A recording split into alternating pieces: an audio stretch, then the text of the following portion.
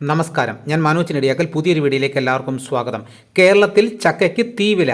ഇടിച്ചക്ക മുഴുവനും പോകുന്നത് ഉത്തരേന്ത്യയിലേക്ക്.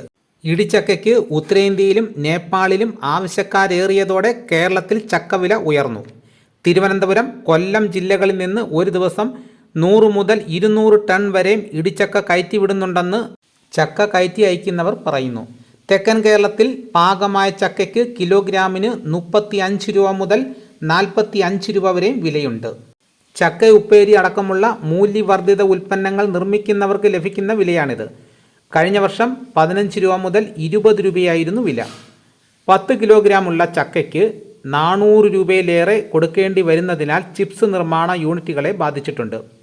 America, Europe എന്നിവിടങ്ങളിലേക്ക് ചക്ക ചിപ്സ് കയറ്റുമതി ചെയ്യുന്ന കൊല്ലം എഴുകോണിലെ സ്ത്രീകളുടെ സംരംഭം തൽക്കാലം ചിപ്സ് നിർമ്മാണം നിർത്തിയിരിക്കുകയാണ്.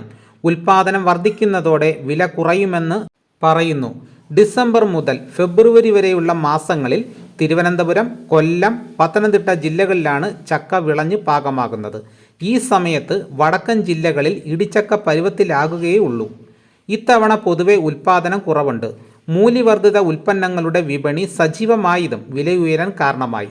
മൂല്യവർദ്ധിത ഉൽപ്പന്നങ്ങളാണ് ചക്കയെ വിപണിയിലെ കേമനാക്കിയത്. പൾപ്പുണ്ടാക്കുന്ന സംരംഭങ്ങൾ വന്നതോടെ കുഴച്ചക്കയ്ക്കും ആവശ്യക്കാരേറെയാണ്. കുഴച്ചക്കയുടെ മൃദുവായ ചുളകൾ ഐസ്ക്രീം, ജാം, ഹൽവ, സ്ക്വാഷ് എന്നിവയുടെ നിർമ്മാണത്തിന് പൾപ്പ് രൂപത്തിൽ വൻതോതിൽ ഉപയോഗിക്കപ്പെടുന്നുണ്ടിപ്പോൾ. മുൻപ് ഇത്തരം പൾപ്പുകൾക്കായി മറ്റ് സംസ്ഥാനങ്ങളെ ആശ്രയിച്ചിരുന്ന പല കമ്പനികളും ഇപ്പോൾ കേരളത്തിലെ പ്രാദേശിക യൂണിറ്റുകളെയാണ് സമീപിക്കുന്നത്. കയറ്റുമതി വർദ്ധിച്ചതും വീഗൻ ഭക്ഷണങ്ങളോടുള്ള പ്രിയവും ചക്കവില ഉയരാൻ കാരണമായിട്ടുണ്ട്. പ്ലാവിൻ്റെ എണ്ണം ഗണ്യമായി കുറഞ്ഞിരിക്കുകയാണ്. ബഡ് ഇനം തൈകൾ നടുന്നതിനാൽ വലിപ്പം കുറഞ്ഞ ചക്കയാണ് ലഭിക്കുന്നത്.